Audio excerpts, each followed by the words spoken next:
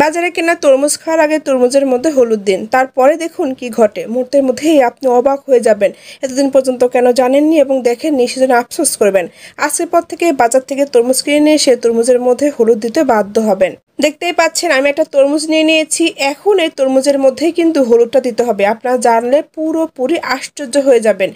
তো এখন আমি তরমুজটা একটা পাশে রেখে দিচ্ছি। তার আগে আমাদের যেটা লাগবে সেটা হচ্ছে একটা বোলে কুসুম কুসুম গরম পানি নিয়ে নিচ্ছি। খুবই হালকা গরম হবে, কুসুম কুসুম গরমের থেকেও কম হবে, তবে নর্মালের থেকে একটু বেশি, এরকম গরম পানি এখানে ব্যবহার করেছি। আর পানিটা অবশ্যই বেশি পরিমাণে দিয়ে দেবেন। আর এই ক্ষেত্রে বড় একটা বোল অথবা একটা বালতি নিয়ে নেবেন, এর মধ্যে এই পানিটা দিয়ে কাজটা কিন্তু করতে হবে। তো এখন বড় একটা বোলে পানি নিয়ে নিয়েছি, তার মধ্যে দিচ্ছি আধা চামচের মতো হলুদের গুঁড়া। তবে আধা চামচের মতো হলুদের গুঁড়া পুরো পানির মধ্যে দিয়ে মিশিয়ে নিচ্ছি। অবশ্যই সুন্দর করে কিন্তু মিশিয়ে নিতে হবে। তো দেখুন আমি সুন্দর করে কিন্তু হলুদের গুঁড়োটা মিশিয়ে নিয়েছি। এখন আমি এটার মধ্যে যেটা দিয়ে দেবো সেটা হচ্ছে চিনি। আমি আধা চামচের মতো চিনি দিয়ে দিচ্ছি। হলুদের গুঁড়োটা দেওয়ার পরে আমি চিনিটা দিয়ে দিয়েছি, তারপরে আবারও সুন্দর করে মিশিয়ে নিয়েছি। যখন চিনির দানা ভাবটা একটু গলে যাবে তখন দিয়ে দিতে হবে 1 চিমটির মতো লবণ। তারপরে আমি আবারও এটা একটু সুন্দর করে মিশিয়ে নেব। একটা একটা করে উপকরণগুলো দিতে হবে আর সুন্দর করে মিশিয়ে নিতে হবে। তো যখন দেখবেন লবণের দানা ভাবটা একদমই চলে গিয়েছে, মানে একদম পানির মধ্যে মিশে গিয়েছে, তখন আমাদের দিতে হবে ভিনেগার, মানে সিরকা। যদি আপনার বাসায় এটা না থাকে সেক্ষেত্রে আপনি লেবুর রসটা ব্যবহার করতে পারবেন। আমি 2 চামচের মতো ভিনেগার এখানে ব্যবহার করব। লেবুর রস দেওয়ার ক্ষেত্রে আপনি 1 চামচ ব্যবহার করলে যথেষ্ট। ভিনেগারটা দেওয়ার পরে আবারও পানির মধ্যে খুব সুন্দর করে মিশিয়ে নিতে হবে।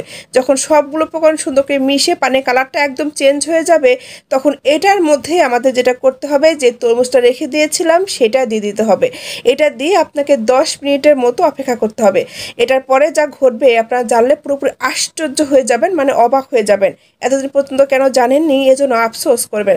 দেখুন এই পানির মধ্যে আমি এখন এই তরমুজটা দিয়ে দিচ্ছি। এটা দেওয়ার পরে আমি এই পাশে 10 মিনিটের মতো অপেক্ষা করব, আবার ঘুরিয়ে ওই পাশটা ভিজিয়ে 10 মিনিটের মতো অপেক্ষা করব। মোটমাট এপাশ ওপাশ করে 15 থেকে 20 মিনিটের মতো অপেক্ষা করলে যথেষ্ট। আর যদি আপনি বড় বলে বেশি করে পানি দিয়ে দেন, সবগুলো উপকরণ একটু বেশি বেশি করে দিয়ে, তাহলে তরমুজটা পুরোপুরি পানির মধ্যে ডুবে থাকলে আপনারা এপাশ ওপাশ করে কিন্তু ভেজাতে হবে না। আপনি এক পাশে 10 মিনিটের মতো ভিজিয়ে রাখলে যথেষ্ট। তারপরে উঠিয়ে নর্মাল পানিতে আবারও 2 থেকে 3 বার তরমুজটা খুব সুন্দর করে পরিষ্কার করে নেবেন। এখন অনেকে মনে প্রশ্ন হতে পারে এটা রাখলে কি এমন ঘটতে পারে। আমরা সবাই জানি তরমুজ পাকানোর জন্য, তরমুজ লাল করার জন্য এবং বিভিন্ন কারণে তরমুজের ভিতরে অনেক কিছু মেশানো থাকে। আমরা বাজার থেকে কিনে নিয়ে এসে সব ফল ভালো করে প্রসেসিং করে খেলেও তরমুজটা কিন্তু সরাসরি একটু ধুয়ে খেয়ে নেই।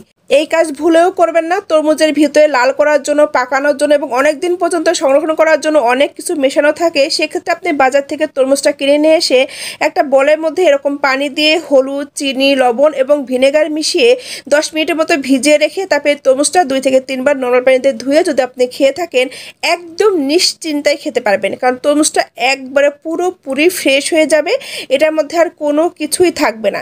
যে যখন পুরোপুরি তরমুজের সিজন চলছে, আমরা কম বেশি তো সবাই তরমুজ খাচ্ছি, সেক্ষেত্রে অবশ্যই এই কাজটা করে আপনারা তরমুজ খাবেন। এতে করে আপনি সহ আপনার পুরো পরিবারের সবারই কিন্তু অনেক ভালো হবে। আশা করি ভিডিওটা সবার অনেক বেশি উপকার আসবে এবং কাজে লাগবে। আজ পর্যন্তই, আল্লাহ হাফেজ।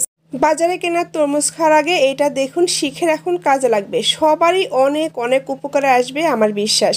যেহেতু এখন তরমুজের সিজন চলছে, কম বেশি আমরা সবাই তরমুজ খাচ্ছি। আর তরমুজ খাওয়ার আগে আমাদের সব থেকে যে কথাটা মাথায় আসে, যখন বাজার থেকে তরমুজ কিনতে যাই, তরমুজটা ভালো হবে কি না, আমরা ভালো তরমুজ, পাকা তরমুজ, লাল তরমুজ চিনবো কীভাবে।